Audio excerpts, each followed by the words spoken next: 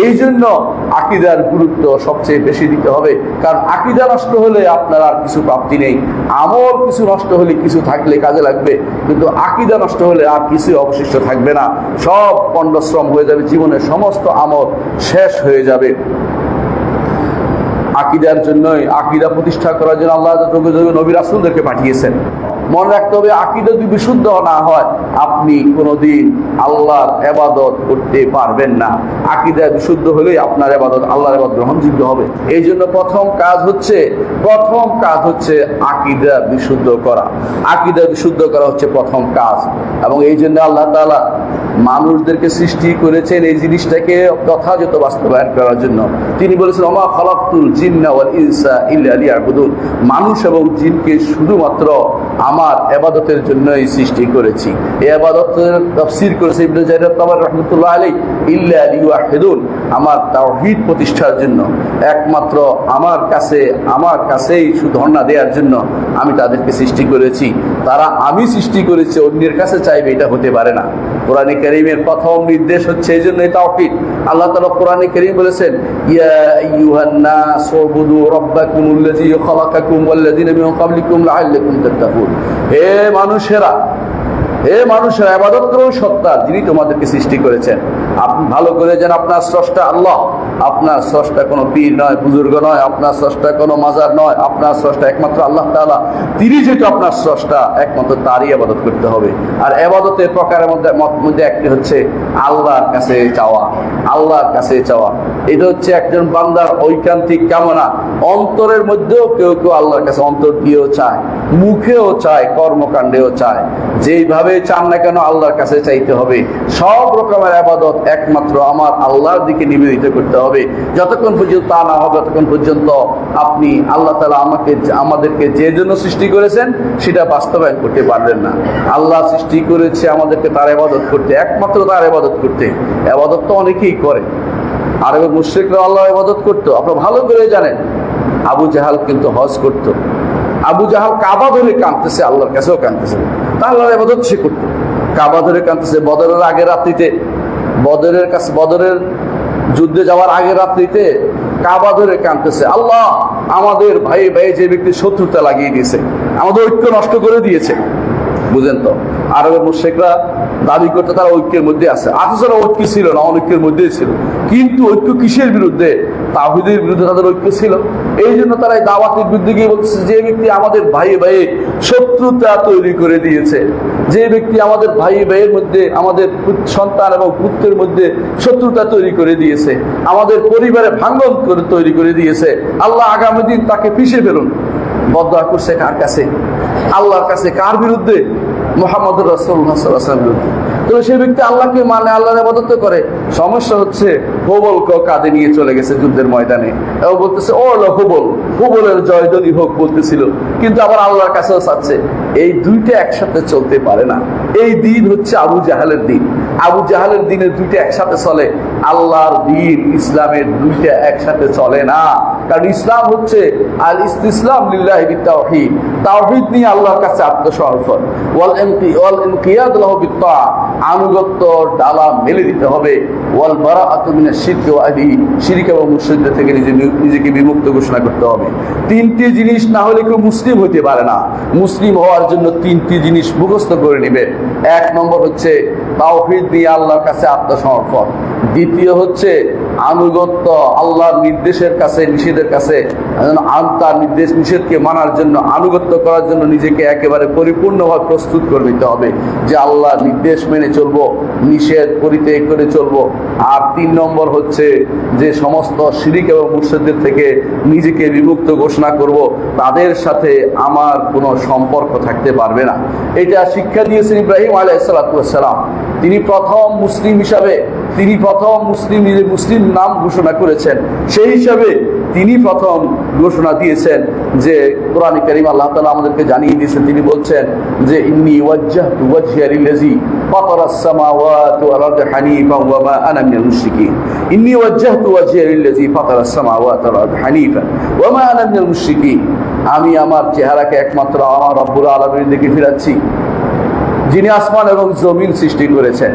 এবং আমি তার দিকে একান্তভাবে তার দিকেই আমি প্রত্যাবর্তন করছি, আমি মুশরিকদের সাথে কোনো সম্পর্ক নাই। যখন ইব্রাহিম আলাইহিস সালাম তার সাথীরা বলেছিল তোমরা যাদের সাথে শিরিক করো তা থেকে আমি সম্পূর্ণ মুক্ত। ঈমানদার হতে হলে সবার সাথে সম্পর্ক আপনার চলবে না। ঈমানদার মুশরিকের সাথে সম্পর্ক রাখতে পারে না। মুশরিকদের সাথে বিমুক্ত ঘোষণা করা ঈমানের দায়িত্ব। যদি আপনি মনে করেন যে এই কথা বললে তো মন খারাপ হয়ে যাবে, এই কথা বললে তো ছেলে রাগ হয়ে যাবে, এই কথা বললে তো বাবা রাগ করে ফেলবে, তাহলে আপনি কিন্তু এখন পর্যন্ত ঈমানের স্বাদ পাননি। মুহাম্মদ রাসূলুল্লাহ সাল্লাল্লাহু আলাইহি ওয়াসাল্লাম বলেছেন যে ব্যক্তি, সেই ব্যক্তি ঈমানের স্বাদ পেয়েছে যে ব্যক্তি ইসলাম গ্রহণ করার পরে কুফরের দিকে ফিরে যাওয়াকে তেমনি ভয় করে যেমনি একজন মানুষ আগুনে নিক্ষিপ্ত হওয়াকে ভয় করে, সেরকম ভয় করে। সেরকম ভয় আপনার থাকা উচিত। আমরা অতি বিনা কষ্টে পেয়ে গেছি ইসলাম, এই জন্য আমরা ইসলামের দরদ বুঝিনি। যারা ইসলামকে গ্রহণ করে নিয়েছে নতুন করে তারা বুঝে ইসলাম কি জিনিস। আপনারা অনেকেই বাবা মুসলিম ছিল বলে ছেলে মুসলিম হয়েছি, এই জন্য অনেক সময় ইসলামের মর্যাদা আমরা বুঝতে পারিনি। মুসলিম হওয়ার অর্থই হচ্ছে বিশাল ঘোষণা দেয়া যে আমি মুশরিকদের থেকে আলাদা, আমি শিরিক থেকে আলাদা, আমি শিরিক করতে পারবো না, মুশরিকদের সাথে আমি কোনো সম্পর্ক রাখতে পারবো না। ঈমানদার সব সময় তার রবের সাথে সম্পর্ক বজায় রাখে।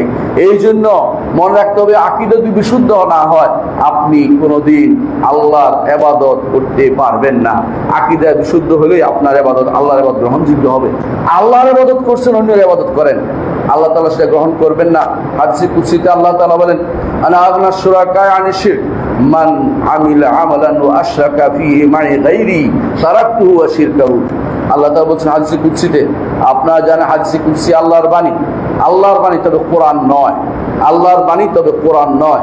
হাদিসে কুদসিতে আল্লাহ তাআলা বলছেন আমি যাবতীয় অংশীদারের অংশ নেয়া থেকে মুক্ত। অর্থাৎ কেউ যদি কোনো অংশীদার কি করে, কোনো একটা কাজ করলে, শরীকানা ব্যবসা করলে সবাই কি করে, ভাগ চায়। আমার ভাগ ঠিক করে দিয়ে দাও, হিসাব করে দিয়ে দাও, তোমার ভাগ তুমি যা ইচ্ছা তা করো। কিন্তু আল্লাহ তাআলা বলেন না, আমি অংশীদারের অংশ নেই না, আমার জন্য পুরো আমলটাই করতে হবে, সালাত পুরোটাই আমার জন্য হতে হবে, দানটা পুরোটাই আমার জন্য হতে হবে। যদি মনে করেন দানটা করলাম এই জন্য একটু বাহাবাও আসবে, সামনে নির্বাচনে ভোটটাও পাবো, অথবা দানটা করে এই জন্য আমার নামটা সবাই ঘোষণা করবে, আমার নামটা একেবারে বড় করে লেখা থাকবে, এই জাতীয় কোনো কিছু কোনোদিন আপনার আল্লাহর দরবারে এটা একটুও কবুল হবে না। কারণ আল্লাহ তাআলা কোনো অংশ নেন না। তিনি ঘোষণা করেছেন যে কেউ আমার জন্য কোনো আমল করবে, মান আমিলা আমালান আশরাকা ফীহি মা'i গায়রি, সে আমল করতে গিয়ে মনে মনে পাশের লোকের চিন্তা করেছে। চৌধুরী সাহেব আসছে নামাজ পড়তে, তিনি আমাকে দেখলে পরবর্তী ডাকবেন যে নামাজি বান্দাকে ডেকে যদি খাওয়াইতে পারি, এই চিন্তায় নামাজটা পড়ছেন। ইমাম সাহেব শিরিক করেছেন, ইমামের সালাত নষ্ট, ইমামের ইমামের ইবাদত সব পণ্ড, ইমামের কোনো কিছু আল্লাহর দরবারে আর গ্রহণযোগ্য হয়নি। মনে রাখতে হবে আল্লাহকে পুরোপুরি দিতে হবে। যখনই অন্তরে এরকম কোনো শোনানোর চিন্তা আসবে, দেখানোর চিন্তা আসবে, আল্লাহর কথা স্মরণ করবেন যে আমি দেখানোর জন্য করছি না, আমি আমার রবকে খুশি করার জন্য করছি। সালফে জন্য সবচেয়ে বেশি কাজ করতেন যেটা, সেটা কি, যে তারা কোনো আমল মানুষকে দেখানো চিন্তা করতেন না। সব সময় তারা এমন ভাবে দিতেন কেউ যেন দেখতে না পায়। আর রাসূলুল্লাহ সাল্লাল্লাহু আলাইহি ওয়াসাল্লাম বলেছেন কেউ যদি এমন কোনো আমল করে যে আমলটি কাউকে দেখানোর জন্য নয়, তিনি একমাত্র আল্লাহকে খুশি করার জন্য করেছেন, ডান হাত দিয়েছে যা বাম হাত জানতে পারেনি। রাসূলুল্লাহ সাল্লাল্লাহু আলাইহি ওয়াসাল্লাম বলেছেন যে এই ব্যক্তিকে আল্লাহ তাআলা আরশের নিচে ছায়া দিবেন, যেদিন আর কোনো ছায়া থাকবে না, যেদিন আর কোনো ছায়া দেবে না। কেন সেটা? এই জন্য যে সে এইটাতে কাউকে শরীক করেনি।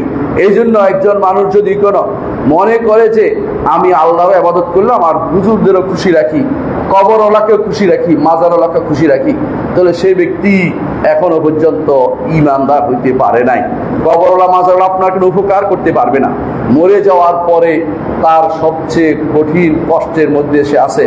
ইমাম আবু হানিফা রাহমাতুল্লাহ আলাইহি তার গ্রন্থে লিখেছেন যে, যেটা ইমাম জাইলাই তার তাবিউল হাকায়েকের মধ্যে নিয়ে এসেছেন, যে কেউ কোনো ব্যক্তি, ইমাম হানিফা রাহমাতুল্লাহ আলাইহি বলেছেন যে কোনো মৃত ব্যক্তির কাছে কোনো মৃত ব্যক্তি কিছু চাওয়ার অর্থ হচ্ছে ডুবন্ত পানিতে ডুবন্ত ব্যক্তি আরেক ডুবন্ত ব্যক্তিতে বলছে আমাকে বাঁচাও, আমাকে বাঁচাও। উভয় তো ডুবে আছে, কে কাকে বাঁচাবে? এর অর্থ আবু হানিফা রহমতুল্লাহ আলাইহি কঠিনভাবে সাবধান করে গেছেন ইতিপূর্বে আমাদেরকে, কারণ তিনি আকীদার উপর অত্যন্ত শক্তিশালী মানুষ ছিলেন, শক্তিশালী গুরুত্বপূর্ণ ব্যক্তি ছিলেন। তিনি সেবার সাবধান করে গেছেন যে কেউ যেন কবরের কাছে ধর্ণা না দেয়। কেউ যদি মনে করে কবরওয়ালার কাছে গেলে আমার দোয়াটা বেশি কবুল হবে, তাহলে বোঝা গেছে সে কবরের প্রভাব মনে করছে। কবরের কোনো প্রভাব মানুষের জীবনে নাই। কেউ যদি মনে করে যে কবরওয়ালার কাছে যদি টাকা না দেয় আমার গাড়িটা উল্টে দিবে, সে ব্যক্তি কবরওয়ালার প্রভাবে বিশ্বাস করছে, সে ব্যক্তি ইমানদার নয়, ইমানদার নয়, ইমানদার নয়, সে ব্যক্তি কাফের হয়ে গেছে, মুশরিক হয়ে গেছে। এই জন্য আকীদার গুরুত্ব সবচেয়ে বেশি দিতে হবে, কারণ আকীদা নষ্ট হলে আপনার আর কিছু প্রাপ্তি নেই। আমল কিছু নষ্ট হলে কিছু থাকলে কাজে লাগবে, কিন্তু আকীদা নষ্ট হলে আর কিছু অবশিষ্ট থাকবে না, সব পণ্ডশ্রম হয়ে যাবে, জীবনের সমস্ত আমল শেষ হয়ে যাবে। আকীদার জন্যই, আকীদা প্রতিষ্ঠা করার জন্য আল্লাহ নবী রাসূলদেরকে পাঠিয়েছেন।